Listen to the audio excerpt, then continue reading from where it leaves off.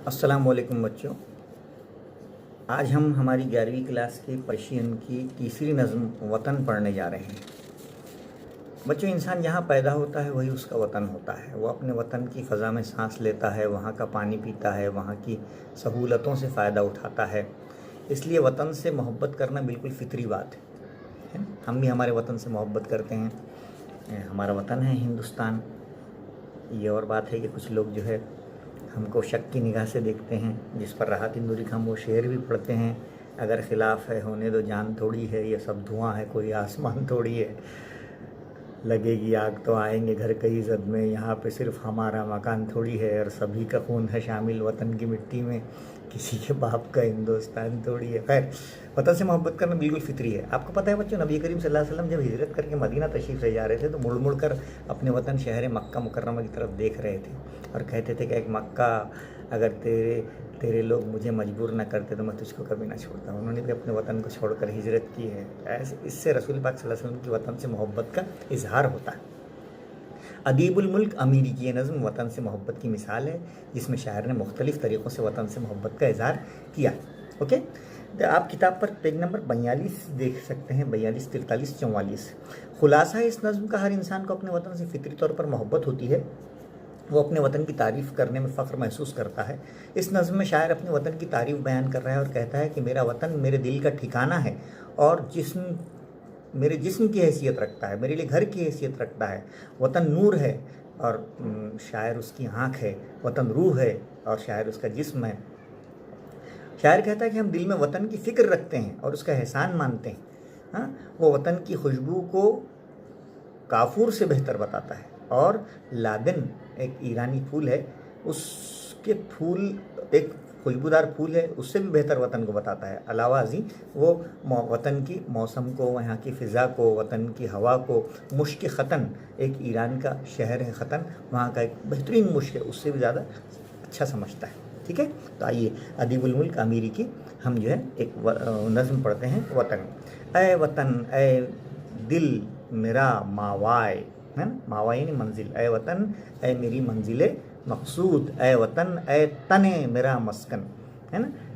ए मेरे वतन, तू मेरा जिस्म है और तू मेरा मस्कन है, तू मेरा घर है ना, तू मेरे रहने की जगह है। ए वतन तू नूर माह हम चश्म, ए वतन तू नूर है, रोशनी है, और हम सब तेरी क्या है, आँख है, इस्तिआरा है ना, मेटाफर कहते हैं इसको। ए वतन ए तू जान ओ माँ हमतन, हाँ, ए वतन तू जान है और हम सब तेरा क्या है, जिस्म है। तीसरा शेर, ए मेरा फ़िक्रते तू दरे खातिर, ए वतन तेरा ख्याल, तेरी फ़िक्र मेरे दिल में हमेशा रहती है। वीरा मिन्नते तू बर गर्दन, और तेरा मिन्नत यानी तेरा एहसान मेरी गर्दन पर है, हमेशा है। हाँ, तेरा एहसान मैं अदा नहीं कर सकता, इतना बड़ा है एहसान।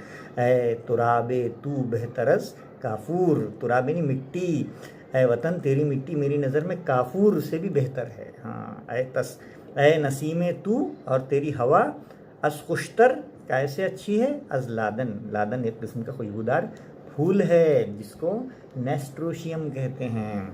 और शायर कहता है कि वतन तेरी मिट्टी मेरी नज़र में काफूर से भी बेहतर है और तेरी हवा लादन के फूलों से भी बढ़कर है।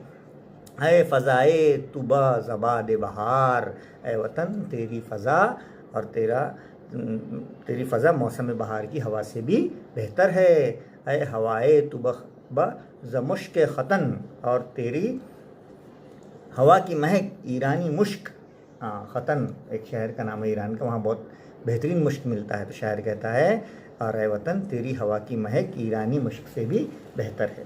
तो हम देख रहे हैं कि शायर अपने वतन को मंजिल मकसूद कह रहा है। शायर कहता है कि मेरा वतन मेरा जिस्म है, मेरा वतन मेरी रहने की जगह है, मेरा घर है, मेरा वतन मेरी रोशनी है, मैं उसकी आँख हूँ, मेरा वतन मेरी जान है, मेरा वतन मेरा जिस्म है, मेरे वतन का ख्याल दिल में हमेशा रहता है, मेरा वतन का एहसान मेरी गर्दन पर हमेशा है, और मेरी वतन की मिट्टी काफूर से भी अच्छी है, और मेरी वतन की हवा लादन के फूलों से भी बढ़कर है, और मेरे वतन की मौसम बहार जो है उसकी हवा भी बहुत अच्छी है, और मेरे वतन की हवा की महक ईरानी मुश्क मुश्क ख़तन से भी बेहतर है। ओके, चलिए आ जाइए पेज नंबर 43 पे।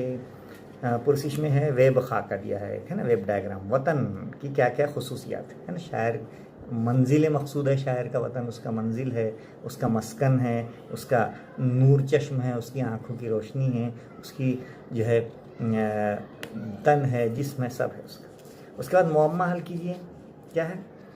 तर लिखा हुआ है, तर है ना, तर, बेह तर, खुश तर, ठीक है।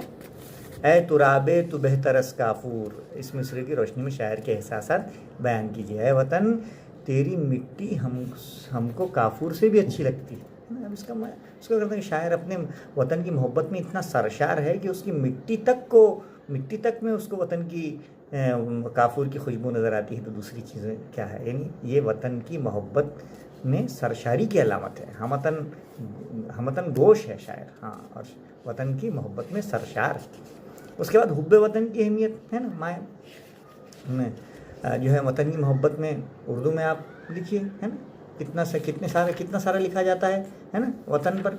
ये हमारे वतन से हमें मोहब्बत है ना, और हम वतन की खातिर अपनी जान भी कुर्बान करने को तैयार है। इस वतन की आज़ादी में हमारे रहनुमाओं ने, जिनको आज भुला दिया गया है, इतना अजीम किरदार अदा किया था कि अगर वो ना होते तो आज हमारा वतन आज़ाद ना होता बच्चों। तो सब लिखना है ना। हाँ, खैर, नज़्म से इस्तिआरे का शेर हमने पहले ही बताया, आए वतन आए तू नूरो हम चश्म, है ना। शायर अपने आप को वतन की आँख, वतन का नूर कह रहा है ना, उधार ले रहा है, इस्तिआरा कर रहा है। उसके हमसौत अल्फाज यानी राइमिंग वर्ड्स, है ना। हाँ, जैसे हमसौत अल्फाज कौन कौन से हैं? मस्कन, हमतन, गर्दन, लादन, है ना। हाँ, राइमिंग वर्ड्स। उसके बाद शेर की तशरीह कीजिए, आए फ़ज़ाए तुबा ज़बाद बहार, आए हवाए तुबा मुश्के ख़तन। हाँ, तेरी फ़ज़ा जो है, तेरी बहार बहुत ज़बरदस्त है और तेरी हवा मुश्के ख़तन से भी बेहतर है। शायर यहाँ पर हिंदुस्तान की फ़ज़ा को, आबो हवा को ईरान के मुश्के ख़तन से भी बेहतर बता रहा है। यानी शायर को इसकी तहज़ीब व तमद्दुन से और आबो हवा से और हर चीज़ से बहुत ज़्यादा क्या है, मोहब्बत है। नज़्म का अपनी पसंद का कोई भी शेर लिखिए और उसकी वजह लिखिए, और उसके बाद है ज़ैल के मिसरों को नज़्म में तरतीब से लिखिए। अब जाहिर सी बात है, पहला कौन सा है, दूसरा कौन सा है, देखिए। और अपने वतन की तारीख़ी इमारतों की तस्वीर हासिल करके 4-5 सत्रों में हर एक की अहमियत, जैसे लाल किला है, कुतुब मीनार है, ताजमहल है ना, हमारे ही बनाए हुए हैं सब, है ना। तो उसको आप जो है इसकी तस्वीर निकाल कर उसको 4-5। उम्मीद है बच्चों के आपको ये वतन नज़्म जो है समझ में आ गई होगी। अस्सलामु अलैकुम वरहमतुल्लाहि वबरकातुहू।